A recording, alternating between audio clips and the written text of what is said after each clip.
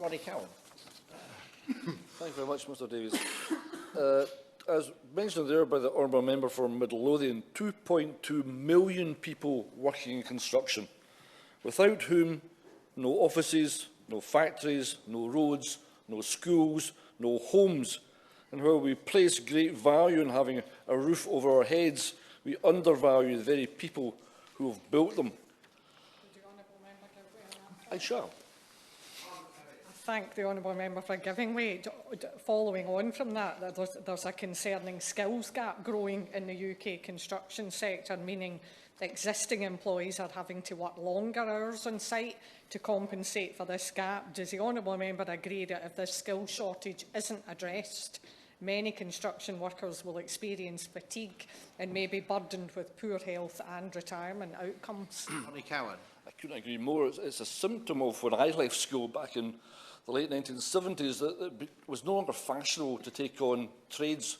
Everybody had to go to college, what the course was, and we lost the skill sets in my local shipyards and in construction for plumbers, joiners, platers, fitters, and all those skills. And if you look at the average age now, looking into their 50s, there's a gap of maybe sometimes 20, 30 years before we've taken on new apprentices. Now, we're taking on new apprentices now, but the experience that we're losing when these guys are leaving is immeasurable. So they're staying on later and later and working longer into what should be their retirement life, and sometimes in very physical jobs in very difficult circumstances.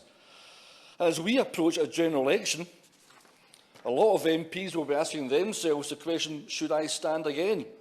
For many that, like myself, are over 60 years of age, their age will be a factor in making that decision. Nights like last night, when we were here until 8:30 in the evening, walking round and round and round, I think it was 20 times, would make anyone reconsider their working life.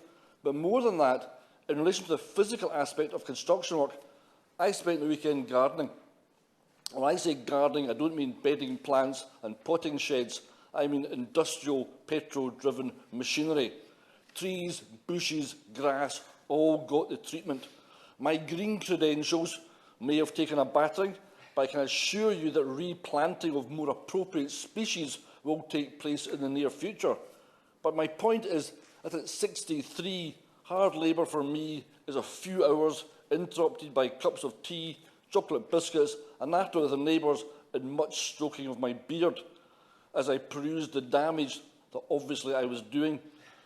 My effort was minuscule compared to the day in, in, year out contribution made by construction workers, and the effect it has on their joints, muscles, tendons was minor compared to the toll that years of construction work results in.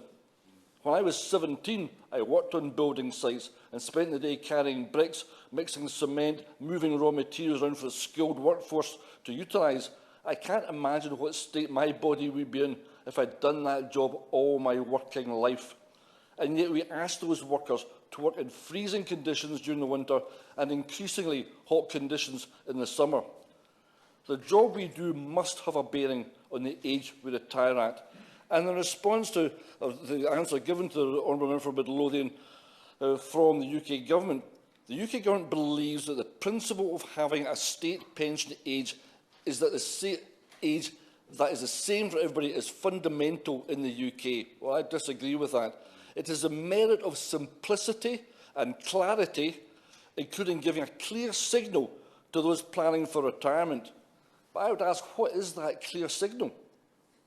Is it, frankly, we don't care? Is it just be grateful you're not dead already? Or is it we don't appreciate your hard work over all these years? I would suggest it's a combination of all three.